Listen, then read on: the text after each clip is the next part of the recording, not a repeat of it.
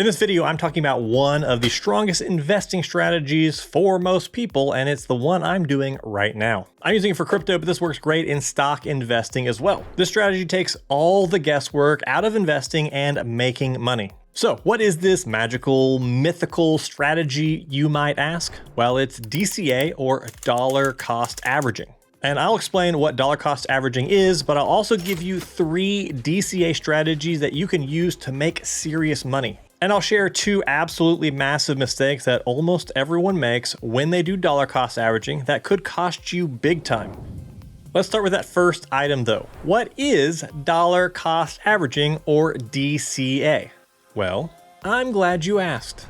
Simply put, dollar cost averaging is when you invest a fixed amount of money on a regular basis, no matter what the price of the asset is that you are investing in. So basically you are investing over time, no matter if the price of whatever you're buying goes up or goes down. And again, this is done automatically without your input. It's truly investing while you sleep. Technology. But that's just one way to define DCA. There are multiple ways you can define it, so let's get into that. DCA strategy numero uno, automatically buying no matter what, removing all thinking. This is the simplest and easiest way to DCA. You pick the frequency that you want to buy and the amount, and then you just set it and forget it. Just like a Ronco Showtime rotisserie. Let's say you wanted to buy $510 a month worth of Bitcoin, or about $17 a day, which is actually more than the amount I started investing in crypto when I was first beginning. But you can pick any amount and any timing that you want to invest that you're comfortable with. And you can do this through river.com, Coinbase, Gemini, Kraken, or whatever your favorite exchange or brokerage is that has recurring buys. You can then set up the recurring buy for $510 on the first of every month, for example. Once you do that, you don't do anything else. You just set it and forget it. Now let's do some math. If you bought $510 of Bitcoin a month starting in December of 2018, as that cycle's bear market was in full swing, and they just kept buying every single month regularly until December of 2024, well, in that time, you will have automatically invested $37,230 in total. And that would have bought you 2.38 Bitcoin with all that money invested. And as I record this video, that amount of Bitcoin will be worth $231,000 today. So that means you will have made over $193,000 in gains, or a 520% return. At Bitcoin's most recent all-time high of $109,000, that same amount of Bitcoin would have been worth over $259,000, or nearly a 600% return. And if Bitcoin were to go to $200,000 or more this cycle, well, then you will have $476,280 in total and only have invested $37,000 to get it. And that's a staggering 1,180% return. This is assuming that you bought once a month. But you can also buy at whatever frequency you want to set up. You can buy once a month, once a week, or even every day. And there are pros and cons to each one. Buying monthly puts a bigger chunk of money to work faster, but might miss the very best days of the month to buy. Buying more frequently can also help smooth out your average costs even more. But talking more broadly about this strategy in general, what are some of the biggest pros and cons of doing this? Well, the biggest pro is that it takes all the guesswork out of buying. You don't think about it at all. It's completely hands off, and as you've seen with my math modeling, it just works. It's easy, simple, and effective, and very lucrative potentially. The cons are that you do buy on the way down as well as the way up. So you gradually increase your initial cost basis over time and potentially reduce your overall returns a bit. But despite that, just because this method is so easy and so effective, I think this is a great fit for most people and something that you might want to consider. But let's move on to DCA strategy number 2, which is automatically buying just in a bear market or just before the bull run truly starts. This is a common way some people like to DCA, and this might be pretty relevant right now depending on when you're watching this video. Tell me more. Those people don't DCA all the time. They just try to focus on doing it when the asset prices they're interested in are reduced. Now, this is a much more advanced strategy because it requires you to get the timing decently correct. It really rewards those with a keen sense of timing, but punishes those who aren't so great at it. So again, let's do some math. Let's say you bought $510 a month of Bitcoin, and this time from mid 2022 until January of 2024. You would have invested $9,690 in that time and bought 0.4 Bitcoin. Your average buy price for Bitcoin would be $27,000, and that 0.4 Bitcoin would be worth $39,220 right now, which is a 304% return on your investment. You'd have about $44,000 worth of Bitcoin at its recent all-time high of $109,000, or a 350% return.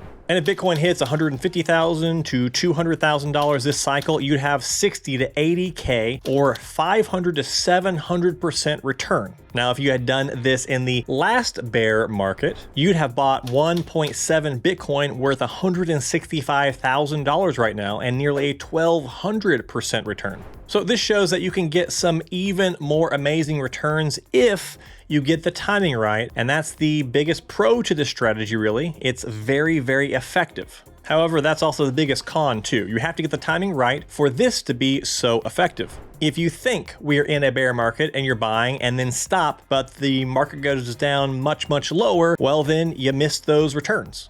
Now that said, with the strategy, you can miss the exact timing and still do very well as long as what you are buying keeps going up, like Bitcoin. But this also shows why the first strategy that I already covered is so powerful. You don't have to worry about timing, you just keep buying. Which brings me to DCA strategy number 3, which is lump sum dollar cost average buying. And this one really is the most unique because it combines single lump sum buying with dollar cost averaging.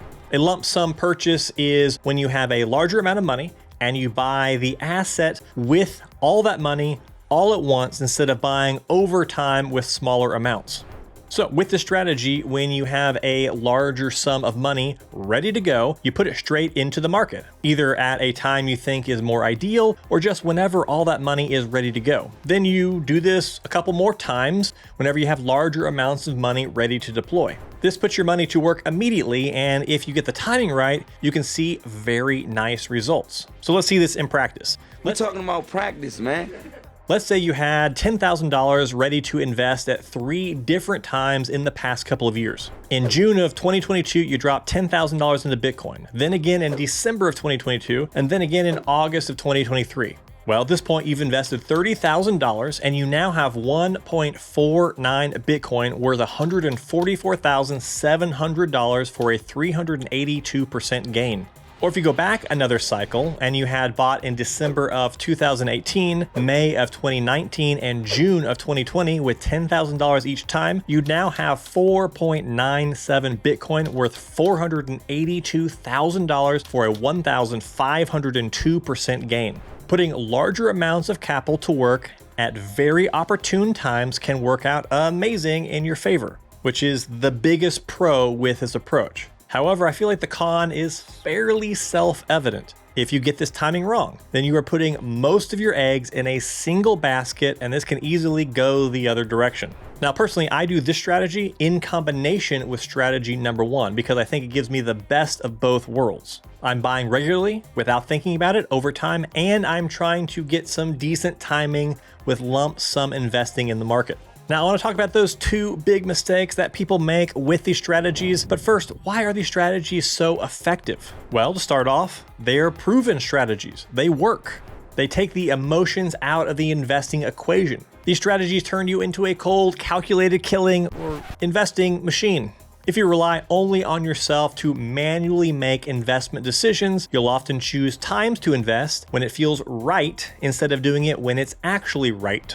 People see hype and high prices and they buy. People see low prices and they get scared and they don't buy. This is just human nature, and I see it all the time. When you use dollar cost averaging, you buy without thinking about it for the most part, and that's very valuable. But no strategy is perfect, and I think that's where there's 2 massive mistakes that people make when doing dollar cost averaging. The first mistake is not realizing that DCA goes both ways. If you dollar cost average correctly, you'll not only be able to tell your grandkids that you walked uphill both ways in the snow to school, but that you DCA'd both ways to make some serious money. Just like you can buy regularly over time with DCA, you can also sell and take profits the same way. If the idea of timing the top of the bull market stresses you out and you just want to take away the guesswork, well then DCA is your friend again. When we get into a period of the market when everything is going up and the euphoria that we're all getting rich and buying Lamborghinis is rampant, well then this could be a great time to start scaling out. You can sell a little bit of your position every day or every week or whatever frequency and amount makes sense to you. Then over time, you can scale out of a position, take profits, and enjoy a lucrative, no stress approach to selling by dollar cost averaging your way out of that position. You can DCA in and you can DCA out. Now, the second big mistake is letting this whole dollar cost averaging process be fully hands off. Lots of people set up their auto buys on an exchange and then forget about it. That's great, and yes, kind of the whole point of this whole thing, but, and it's a big old but, please don't leave your crypto there. As you automatically invest, periodically, once a week, once a month, or whatever, withdraw your crypto from the exchange to a secure hardware wallet that you control. If you leave it on an exchange, you might lose all your crypto. If that exchange goes down, it happens more than you think. The question though is, what hardware wallet should you use? Well, I actually created an entire video about my favorite crypto hardware wallets that you should definitely watch right over there. Some of them are far easier to set up than you might think. Goodbye.